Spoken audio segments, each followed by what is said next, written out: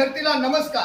ज्याने ही सृष्टी निर्माण करून चमत्कार केला त्या परमेश्वराला माझा विशेष नमस्कार. ज्ञानवंत, गुणवंत, नीतिवंत, प्रज्ञावंत, शीलवंत, माणसानं माणसासंग वागण्याची रीत आणि माणसानं माणसावर करण्याची प्रीत ज्यांनी जागवली, बहुजन समाजाला संविधानाच्या मार्फत आपल्याला अधिकार दिले, हक्क दिले, असे तुम्हा सर्वांचं भारत रत्न, महामानव, भारत रत्न, संविधान नायक, युग पुरुष, महामानव श्री बाबासाहेब आंबेडकरांचा, बाबासाहेब आंबेडकरांचा, बाबासाहेब आंबेडकरांचा.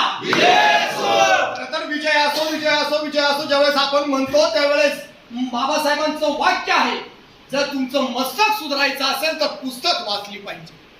पुस्तक वाचली की मस्तक सुधारतं आणि सुधारलेल्या मस्तक क्रांती करतं. क्रांती करतं म्हणजे काय करतं? तो स्वतःचं कुटुंबाचं पालन पोषण चांगल्या प्रकारे करतो, त्या आपल्या भारत भूमीचं रक्षण करतं.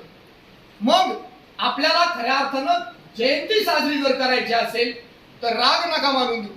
बाबासाहेबांची जर जयंती साजरी करायची असेल तर बाबासाहेब आंबेडकरांवर म्हटलं जातं की भारतरत्न बाबासाहेब आंबेडकरांनी जर एखादं पुस्तक वाचलं आणि 10 वर्षांनी जर त्यांना विचारलं की 20 नंबरच्या पानावरचा दुसरा पॅरेग्राफ काय होता, तर 10 वर्षानंतरही बाबासाहेब सांगायचे की असं असं होता. म्हणजे एवढी बौद्धिक त्यांच्यामध्ये ताकद होती. ज्यावेळेस त्यांचं कोलंबिया म्हणजे अमेरिकेमध्ये शिक्षण पूर्ण झालं आणि तिथे आता बराक, तिथला राष्ट्राध्यक्ष बराक ओबामा, ज्यावेळेस एक काळा माणूस राष्ट्राध्यक्ष झाला अमेरिकेत, त्याने कोलंबिया विद्यापीठाच्या प्रवेशद्वारावर जो बोर्ड लिहिला आणि पुतळा लावला, तो पुतळा कुणाचा लावला? तो भारतरत्न डॉक्टर बाबासाहेब आंबेडकरांचा. कोलंबियाच्या युनिव्हर्सिटीच्या बाहेर बाबासाहेबांचा पुतळा तिथं उभा आहे आणि तिथं लिहिलेलं आहे वर पाठीवर, ओशन ऑफ नॉलेज, म्हणजे ज्ञानाचा समुद्र.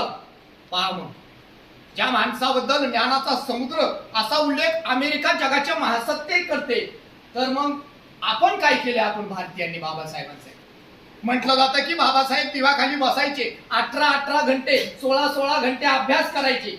मी भारत भूमीतल्या प्रत्येक विद्यार्थ्याला आव्हान करतो की जर खरंच आपल्याला महामानव भारतरत्न डॉक्टर बाबासाहेब आंबेडकरांची जयंती साजरी करायची असेल तर त्या दिवशी तुम्ही शाळेत जात असाल, कॉलेजला जात असाल, महाविद्यालयात जात असाल, विद्यार्थी असाल, तर त्या दिवशी नाही 18 तास, नाही 16 तास, नाही 10 तास, तर निदान सलग 8 तास जर तुम्ही त्या दिवशी 14 एप्रिलला अभ्यास जर केला तर त्या दिवशी खऱ्या अर्थानं भारतरत्न बाबासाहेब डॉक्टर आंबेडकरांच्या जयंतीला अभिवादन केलं असं मी समजेन.